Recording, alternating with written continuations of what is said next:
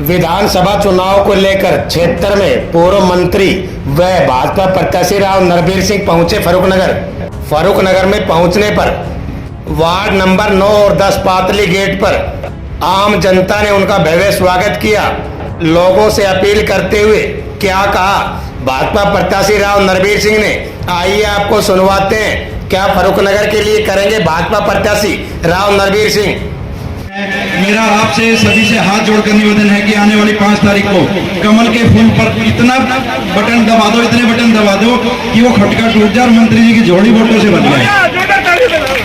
स्वागत करते हैं और मैं कम ही शब्दों में बोलूंगी कि आज यहाँ अपनी जो मर्द शक्ति बैठी है मेरे बीच में, मैं उनके बारे में कुछ बोलना चाहती हूँ कि इनकी आवाज आप तक देना चाहती हूँ। महिलाओं ने प्रण लिया है कि मंत्री जी खाना जब बनेगा, जब वोट डाल के आएंगे तो आपके लिए मेरी महिलाओं ने ये प्रण ले लिया है कि हम खाना भी घर में जब देंगे, जब आप वोट डाल दोगे तो घर में खाना भी जब बनेगा। तो इसीलिए मंत्री जी मैं इन महिलाओं की आवाज आप तक देंगे, आपके साथ हाथ उठा के सभी महिलाएं बताएंगे कि मंत्री जी की पूरी 5 तारीख को आने वाले अपनी वोटों से भरोगे या नहीं भरोगे। हाँ, जिंदाबाद जिंदाबाद। और ये जिंदाबाद का नारा इसलिए भी बुलंद है, अगर फर्रुखनगर में किसी ने काम किया है तो वो राव नरबीर सिंह ने किया है।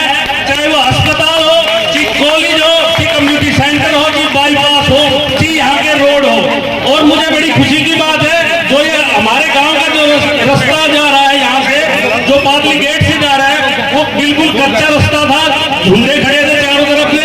मंत्री जी ने अपने कार्यकाल के दौरान 2 रोडों को हमारे गांव से जोड़ दिया गया है। वो और मेरी मातृशक्ति को मैं प्रणाम करता हूं।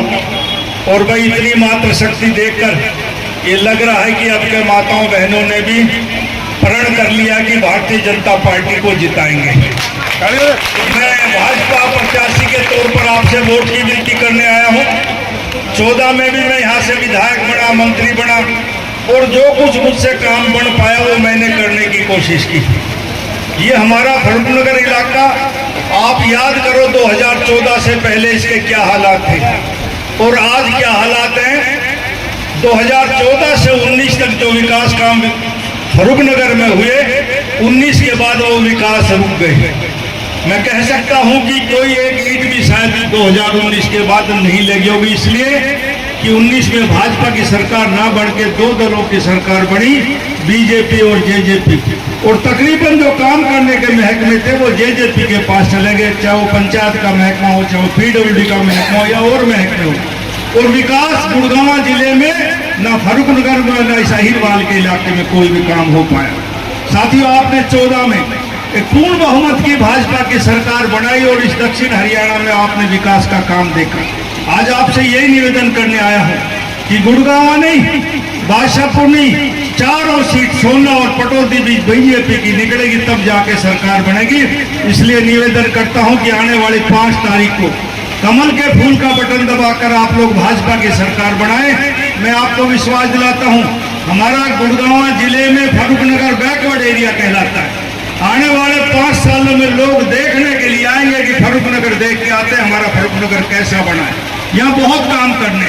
जब 14 में मैं चुनाव लड़ने आया तो हर आदमी 3 मांग किया करता है, भाई फर्रुखनगर का बाईपास बनना चाहिए, फर्रुखनगर में एक कॉलेज बनना चाहिए, फर्रुखनगर में हॉस्पिटल बनना चाहिए। हमने तीनों चीजों के अलावा एक अच्छा कम्युनिटी सेंटर भी बनाया।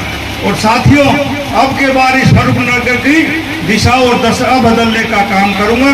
इतना जो आप सोच भी नहीं सकते, लोग मैं कहता हूं देखने आएंगे कि फर्रुखनगर कस्बे को हम देखने चलते कितना विकास। हमने सड़कें बनाई के बाद लाइटें चस्ती भी दी, इतनी सुंदर व्यवस्था आपके करेंगे, इतने पार्क बनेंगे, ऐसी लाइट चमकेगी कि लोग भूल जाएंगे कि चंडीगढ़ और फर्रुखनगर में फर्क क्या है। ऐसी व्यवस्था करेंगे।